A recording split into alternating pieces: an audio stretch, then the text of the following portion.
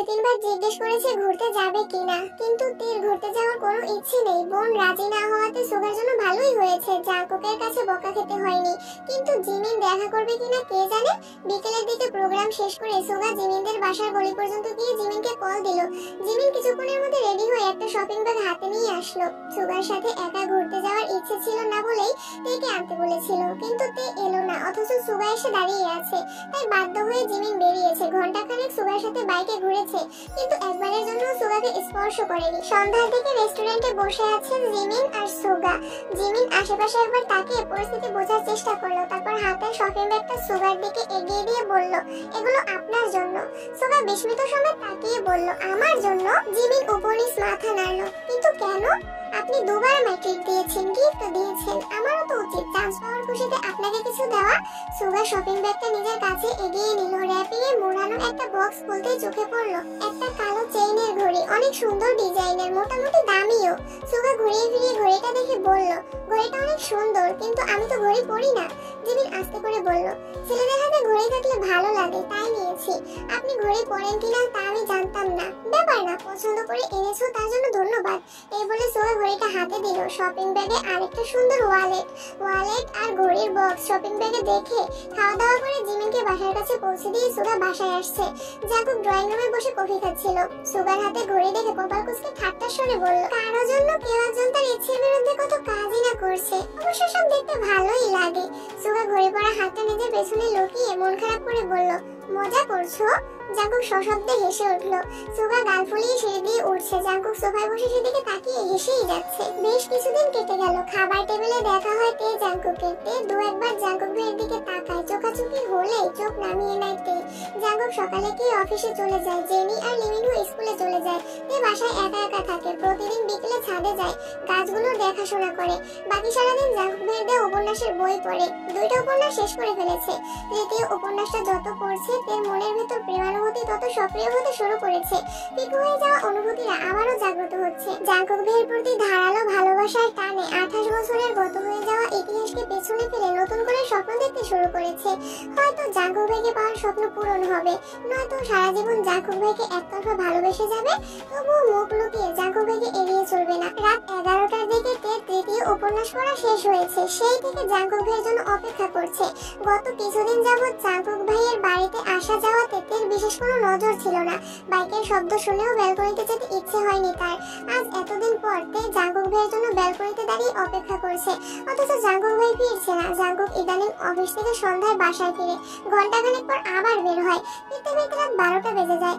যেহেতু তে জাঙ্কুকের সাথে কথা বলে না, জাঙ্কুকের জন্য অপেক্ষা করে না, তাই জাঙ্কুকও নিজের মতোই চলাচল করে। 12টার দিকে জাঙ্কুক বাসায় ফিরেছে। জাঙ্কুককে দেখে তে ব্যালকনি থেকে মিষ্টি করে হাসলো। এতদিন পর আজ তের মুখে একটু হাসি ফুটেছে।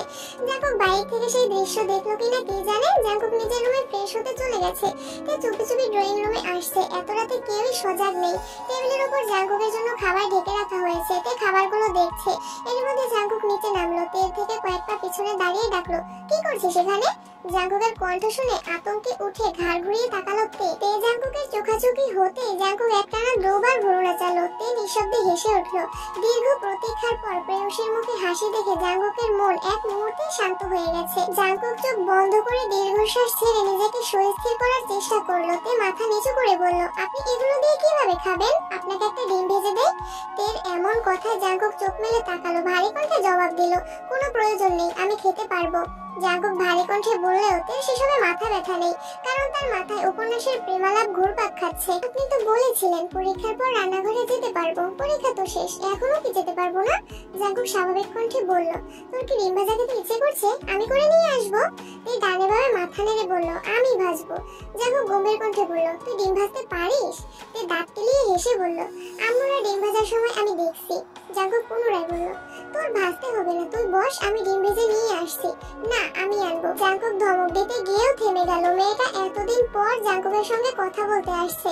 ধমক দিলে মনে কষ্ট পাবে, তাই ধমক দিতে পারছে না। আবার ডিম ভাজতে পাঠাতেও সাহস পাচ্ছে না। জাঙ্কুক 2 পা এগিয়ে থমকে দাঁড়ালো। সেখান থেকে ঘুরে এসে চেয়ার টেনে বসলো। পকেট থেকে ফোন বের করে কিছু একটা চেক করলো। একবার রান্নাঘরে তাকাচ্ছে, একবার ফোনে।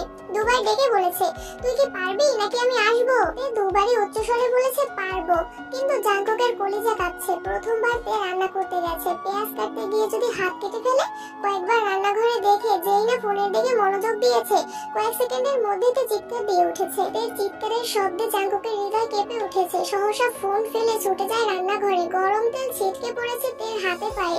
এত রাতে বাসায় মানুষ সজাগ হলে ঝামেলা হবে ভেবে চিৎকার দিয়ে নিজের মুখ চেপে ধরেছে। ফ্লোরে বসে হুপিয়ে হুপিয়ে কাঁদছে তে। জাঙ্কুক চুলা বন্ধ করে ঝড়ের বেগে টুথপেস্ট নিয়ে আসছে। হাঁটু গেড়ে বসে আলতো করে হাতে আর পায়ে পেস্ট লাগিয়ে দিচ্ছে। কয়েক মুহূর্তের মধ্যেই জাঙ্কুকের শরীর ঘেমে একাকার অবস্থা। রক্তাভ দু চোখ, তের হাতে পায়ে নিবদ্ধ। বুকের ভিতর হৃৎপিণ্ডটা অবিরাম কাঁপছে। তের হাতে পায়ে পেস্ট লাগিয়ে ফু দিয়ে দিচ্ছে। তে কেঁদেই যাচ্ছে, তবে এই ক্রন্দন শব্দহীন। জাঙ্কুক ভ্রু কুঁচকে নিজের ভেতরে থাকা সবটুকু আক্রোশ কণ্ঠে ঢেলে দাঁতে দাঁত চেপে বলল, আমায় না জ্বালালে কি তোর শান্তি হয় না? জাঙ্কুকের রাগান্বিত কণ্ঠ শুনে তে জলসিক্ত চোখে জাঙ্কুকের মুখের পানে তাকায়। চোখ পড়ে রক্তাভ দু চোখে। এই চোখে অসহায়ত্ব স্পষ্ট প্রতীয়মান হচ্ছে। জাঙ্কুকের নিঃশ্বাসের মাত্রা তীব্র। কপালে বিদ্যমান ঘামের বিন্দুগুলো চিকচিক করছে। আচমকা জাঙ্কুক তেকে কোলে তুলে নেয়। অমনি তের চক্ষু চড়ক গাছ। এক মুহূর্তেই কান্না থেমে গেছে। অবাক চোখে তাকিয়ে আছে জাঙ্কুকের মুখের পানে। জাঙ্কুক কোনো দিকে না তাকিয়ে তেকে নিয়ে সোফায় বসে ঠান্ডা কণ্ঠে শুধালো, এখনো জ্বলতেছে? এপাশ ওপাশ মাথা নেড়ে না করলো। জাঙ্কুক তের হাতে পায়ে ফু দিতে দিতে হঠাৎ অত্যন্ত নমনীয় স্বরে বলে উঠল, কথা বললে কেন কথা শুনিস না? তেলটা যদি আর একটু বেশি পড়তো তখন কি হতো বলতো? তে অপলক দৃষ্টিতে জাঙ্কুকের দিকে তাকিয়ে আছে। জাঙ্কুকের বলা কথাটা তের কলিজায় লাগছে। জাঙ্কুকের এত কোমল কণ্ঠ কোনোদিন শুনেনি সে। তের অপলক দৃষ্টিতে জাঙ্কুকের অদ্ভুত ঘোর কাজ করছে। কোনো মতে চোখ নামিয়ে শুধালো, রাতে খাইছিস? না। জাঙ্কুকের মেজাজ খারাপ হলো। কপাল কুঁচকে তের দিকে তাকিয়ে প্রশ্ন করলো, এত রাত হয়ে গেছে, খাসনি কেন? তেজি উপন্যাস পড়তে পড়তে 11টা বাজিয়ে ফেলেছে। তারপর থেকে জাঙ্কুক ভাইয়ের অপেক্ষাতে আছে। একথা জাঙ্কুক ভাইকে কিভাবে বলবে সে? তের হাত আর পায়ের দিকে একবার দেখে ঠান্ডা কণ্ঠে বলল, এখানে চুপচাপ বসে থাক, আসছি আমি। কিছুক্ষণের মধ্যে জাঙ্কুক আরেকটা ডিম ভেজে ভাত নিয়ে আসছে। তে নির্বাক চোখে চেয়ে আছে। হৃৎপিণ্ডের ধুকপুকানি শুরু হয়ে যাচ্ছে। জাঙ্কুক ভাই খাবার নিয়ে আসছে। জাঙ্কুক ভাইকে খাইয়ে দিবেন এসব ভেবেই অস্থির হয়ে যাচ্ছে।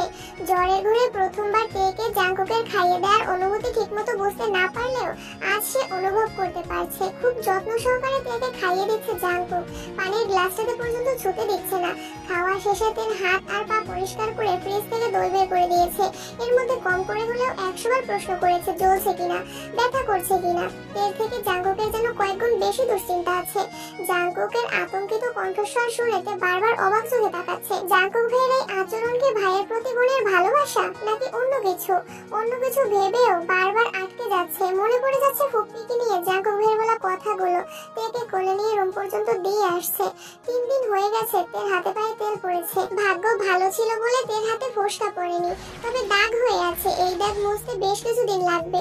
সময় চলমান। তে আর জিমিন দুজনেই ঢাকা বিশ্ববিদ্যালয়ে উদ্ভিদ বিজ্ঞান বিভাগে ভর্তি হয়েছে। ক্লাসও শুরু হয়ে গেছে। বেসুজি ঢাকা বিশ্ববিদ্যালয়ে চান্স পেয়েও ভর্তি হয়নি। তার পছন্দ মতো জগন্নাথ বিশ্ববিদ্যালয়ে ভর্তি হয়েছে। ইয়োনা এখনো ভর্তি হয়নি। জিমিন আর তে নতুন 3 জন বান্ধবী হয়েছে। লেজি, সিনহাই আর জিহায়ন। আর 2 জন ছেলে বন্ধুও আছে, সোহায়ন আর জি চাংউক। সোহায়নের সাথে বন্ধুত্বটা খুব অদ্ভুত ভাবেই হয়েছে। প্রথম দিন তে আর জিমিন আশপাশ দেখতে দেখতে ডিপার্টমেন্টে হাঁটছিল। এক ছেলে একটা রুম থেকে দৌড়ে বের হচ্ছিল। তে আর জিমিন অন্যমনস্ক থাকায় বিষয়টা খেয়াল করেনি।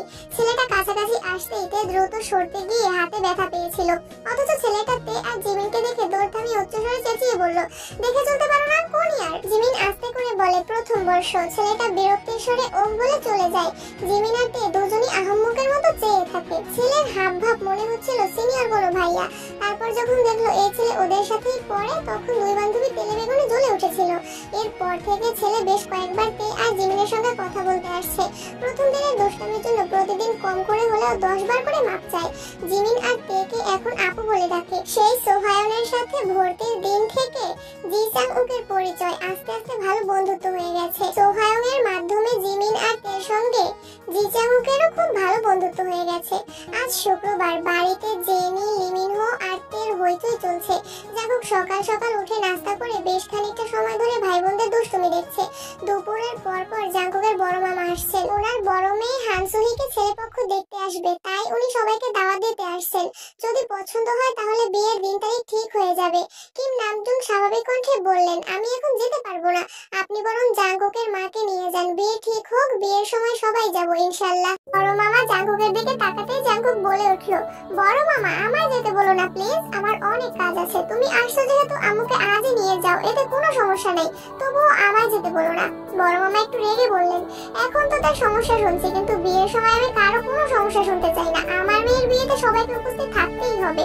জাঙ্কুক ঠান্ডা কণ্ঠে বলল, যদি চাও সবাই হানসুহি আপুর বিয়েতে থাকুক তাহলে আগামী মাসের মাঝামাঝিতে তারিখ দিও, বাকিটা তোমাদের ইচ্ছে। এই বলে জাঙ্কুক চলে গেছে। আগামী মাসে জেনি লিমিনহুর বার্ষিক পরীক্ষা শেষ হবে, তারপর বিয়ে হলে সবাই যেতে পারবে, এজন্যই জাঙ্কুক বিয়ের তারিখ আগামী মাসের মাঝামাঝি দিতে বলেছে। কয়েকদিন পর সকালবেলা খাবার টেবিলে সবাই একসাথে খাবার খাচ্ছিল। কিম নামজুন হঠাৎই বলে উঠলেন, জাঙ্কুক তোর কি কিছুদিন সময় হবে? জাঙ্কুক বাবার দিকে তাকিয়ে প্রশ্ন করলো, কেন? কিম নামজুন বললেন, তোকে রাজশাহী যেতে হতো। জাঙ্কুক ভাই রাজশাহী যাবে শুনেই তো আটকে ওঠে। ঘুম থেকে উঠে আর রাতে ঘুমোতে যাওয়ার পূর্বে জাঙ্কুক ভাইকে দেখাতে নিত্যদিনের অভ্যাসে পরিণত হয়ে গেছে। জাঙ্কুক ভাই রাজশাহী যেতে হবে শুনে অষ্টাদশীর মন সহসা খারাপ হয়ে গেছে। জাঙ্কুক কিছু বলার আগেই পাশ থেকে বেকুইন উঠে বেসিনের দিকে চলে গেছেন। জাঙ্কুক একবার বেসিনের দিকে দেখে পরক্ষণেই তের দিকে এক পলক তাকালো, তাই মাথা নিচু করে বসে আছে। জাঙ্কুক ভারী কণ্ঠে বলল, ঠিক আছে, কবে যেতে হবে? আগামীকাল গেলে ভালো হবে। কেউ আর কোনো কথা বলছে না। সুগা কিছু একটা বলতে গিয়েও থেমে গেছে। জাঙ্কুক খাবার শেষ করে অফিসের জন্য বেরিয়ে পড়েছে। বিকেলের দিকে তের ঘুম ভাঙে। ফ্রেশ হয়ে ব্যালকনিতে দাঁড়াতেই দেখলো নিচে জাঙ্কুক ভাইয়ের বাইক রাখা। তার মানে জাঙ্কুক ভাই বাসায়। তে রুম থেকে বেরিয়ে জাঙ্কুকের রুমের দরজায় পা রাখতে রাখতে ডাকলো, জাঙ্কুক ভাই। পর্দা সরাতেই চোখে পড়লো জেহব ভাইয়া সহ আরো 3-4টা ছেলে। তে সঙ্গে সঙ্গে দরজা থেকে সরে গেছে। তে ওড়না মাথায় দিতে ব্যস্ত। জাঙ্কুক দরজা পর্যন্ত এসে বলল, কি হয়েছে বল। তে মোলায়েম কণ্ঠে বলল, ছাদে যাবো, চাবিটা কি দেয়া যাবে? তুই দাঁড়া, আমি নিয়ে আসছি। রুমে ঢুকতেই জেহব বলে উঠলো, বাহ জাঙ্কুক বাহ, এখন থেকেই বউকে এতটুকু বলতে জাঙ্কুক জেহবের মুখ চেপে ধরে বিড়বিড় করে বলল, মুখটা বন্ধ রাখ, ও বাহিরে আছে, শুনতে পাবে। উচ্চ স্বরে লি জাংসুক সহ বাকিরাও বলে উঠলো, ও। জাঙ্কুক জেহবকে ছেড়ে ছাদের চাবি তেকে দিয়ে গম্ভীর কণ্ঠে বলল, 1 ঘন্টার মধ্যে নিচে আসবি। তে আচ্ছা বলে যেতে নিয়ে আবার থমকে দাঁড়ালো। জাঙ্কুক তখনও দরজায় দাঁড়িয়ে আছে।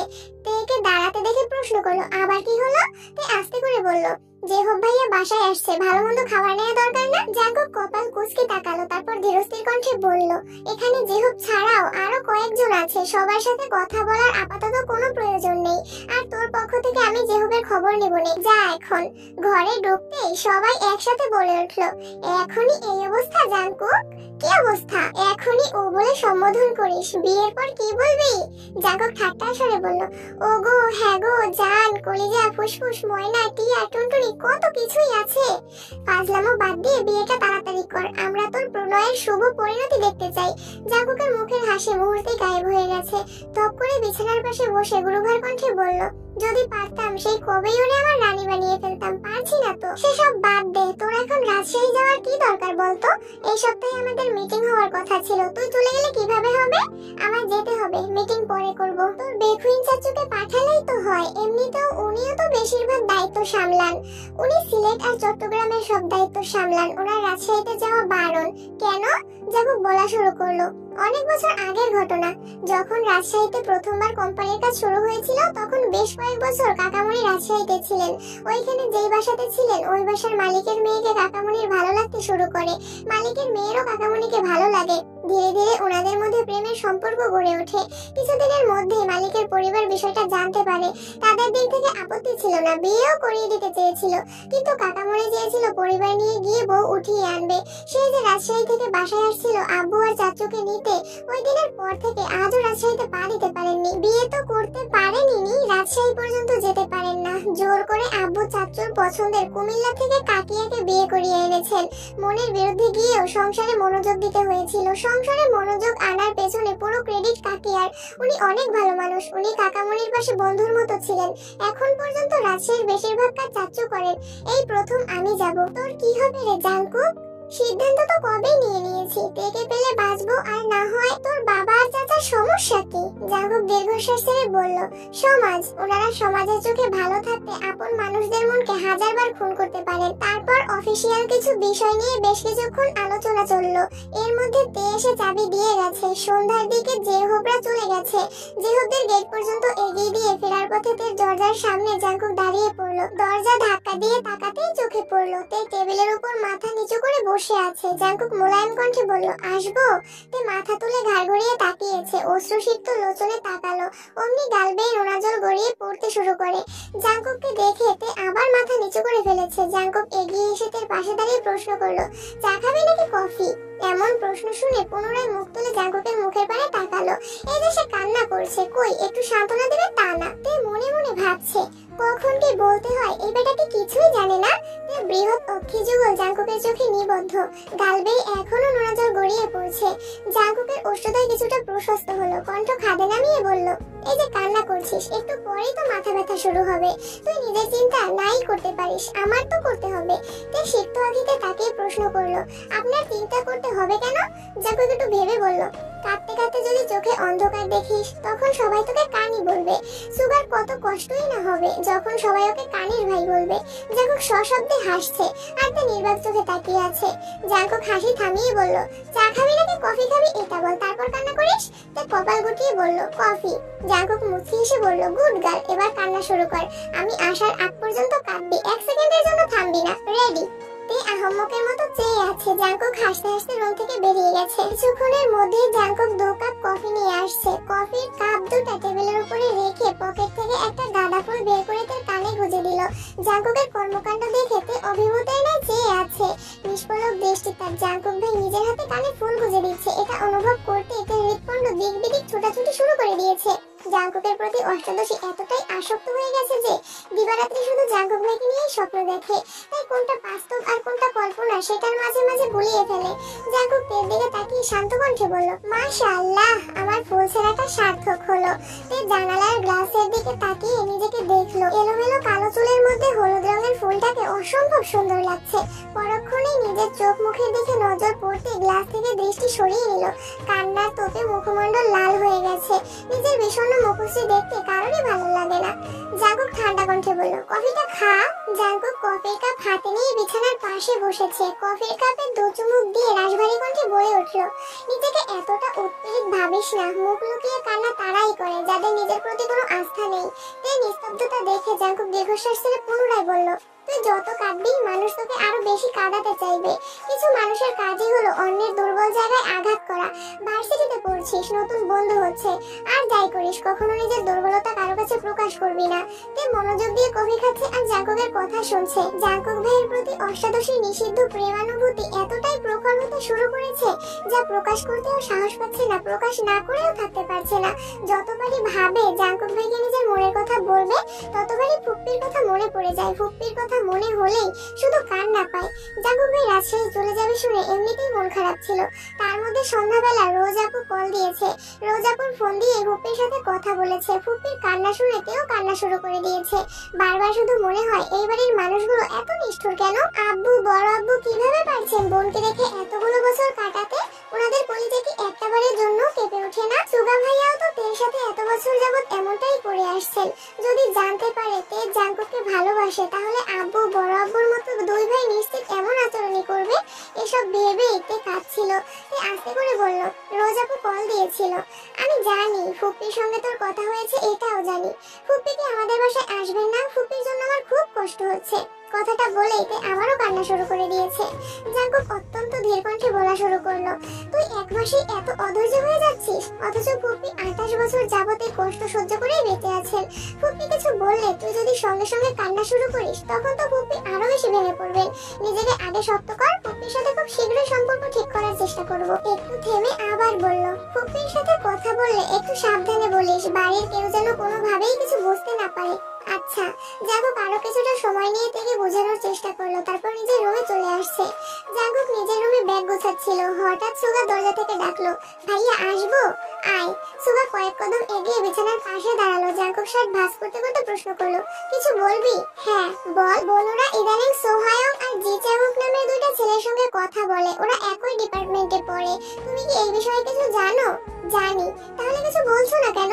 জাঙ্কুক নিশ্চুপ। সুগা পুনরায় বলল, আমি ছেলে দুটোর খোঁজ নিয়েছি। তুমি বললে আমি বনু বা ওই ছেলেগুলোর সঙ্গে কথা বলি? জাঙ্কুক এখনো নিশ্চুপ, সে ব্যাগ গোছানোতে ব্যস্ত। সুগা আবারও বলল, ভাইয়া আমি কি ওদের ওয়ার্নিং দিব? কোনো প্রয়োজন নেই। কেন? এমনি, যদি পারিস আমি ফেরার আগ পর্যন্ত একটু খেয়াল রাখিস। তা তো রাখবই, কিন্তু তুই যা এখন। সুগা রুম থেকে বেরিয়ে গেছে, সঙ্গে সঙ্গে জেহবকে কল দিয়ে সব জানিয়েছে। 10 মিনিটের মধ্যে জেহব জাঙ্কুককে কল দিয়েছে। জাঙ্কুক কল রিসিভ করে গম্ভীর কণ্ঠে বলল, তুইও কি একই বিষয়ে কথা বলতে ফোন দিছিস? তোর সমস্যা কি? সমস্যা নেই। তুই কি বিষয়টা গুরুত্ব দিচ্ছিস না? ওয়ার্নিং দিলেই ঠিক হয়ে যাবে। তুই শুধু বল ওয়ার্নিং দিব কিনা, বিষয়টা আমি বা সুগায়ের সামনে নিব। ওয়ার্নিং দেয়ার হলে আমি প্রথম দিনই দিতাম, এতদিন অপেক্ষা করতাম না। কিছু বলছিস না কেন? তুই কি তার প্রতি? জেহবের কথা শেষ করার আগে জাঙ্কুক রাগান্বিত কণ্ঠে চিৎকার দিয়ে উঠল, থাম! তেকে ছাড়া আমি আমার অস্তিত্ব কল্পনা করতে পারবো না। ওকে নিয়ে আমি কোনো প্রকার নেগেটিভ কথা শুনতে চাই না। তাহলে বিষয়টাকে গুরুত্ব কেন দিচ্ছিস না? আমি তেকে চাই, আমৃত্যু আমি ওকেই চাইবো। তে ব্যতীত এই জাঙ্কুকের হৃদয় স্পর্শ করার সাধ্য পৃথিবীর কারণ নেই। কিন্তু আমি চাইলেই তো হবে না। তেকেও তো বুঝতে হবে ওর মনে আমার জন্য সমপরিমাণ ভালোবাসা আছে কিনা। এই জাঙ্কুক কি কিম তেইহুংয়ের হৃদয়ে তোলপাড় চালাতে সক্ষম কিনা, এটা তো ওকে বুঝতে হবে। একটু থেমে দীর্ঘশ্বাস ছেড়ে আবার বলে উঠল, কতদিন আর সবকিছু থেকে ওকে আটকে রাখবো? এখন ভার্সিটিতে পড়ছে, চারপাশে কত চাকচিক্যময় পরিবেশ। সবকিছুর ভিড়ে ওর মন যদি আমায় খোঁজ নেয়, তবেই না আমার ভালোবাসা পূর্ণতা পাবে। যেহেতু রাগান্বিত কণ্ঠে বলল, তোর এই পাগলামির পরিণাম খুব ভয়ানক হবে। মিলিয়ে নিস, এখনো সময় আছে। তুই শুধু একবার বল। জাঙ্কুক কণ্ঠ 3 গুণ ভারী করে বলা শুরু করলো, জীবনটা তো এমনিতেই তছনছ হয়ে গেছে, ভয়ানক পরিণামের আর কি বা বাকি আছে? তুই বিশ্বাস কর যে হোক, ওরে কাঁদতে দেখলে আমার কলিজা কেঁপে ওঠে। মনে হয় আমার হৃৎপিণ্ডটাকে কেউ অবিরত ছুরি দিয়ে আঘাত করছে। আর যখন বুঝতে পারি এই কান্নার কারণটা আমি, তখন নিজেকে বড্ড অপরাধী মনে হয়। এই জীবন তো আমি চাইনি যে হোক, ওকে কাঁদাবো বলে তো ভালোবাসিনি। তবে কেন আমার সাথে এমনটা হলো? যেহব কথা খুঁজে পাচ্ছে না, আমতা আমতা করে বলল, থাক চিন্তা করিস না, সব ঠিক হয়ে যাবে ইনশাআল্লাহ। জাঙ্কুক আর কোনো কথা বলেনি, ফোন কেটে দিয়েছে। ভোরবেলা রওনা দিতে হবে, ব্যাগ গুছিয়ে ঘুমিয়ে পড়েছে। জাঙ্কুক রাজশাহীতে গেছে 3 দিন হলো। আজকে জিন ভাইয়ের বাড়ি থেকে ঘুরে আসছে।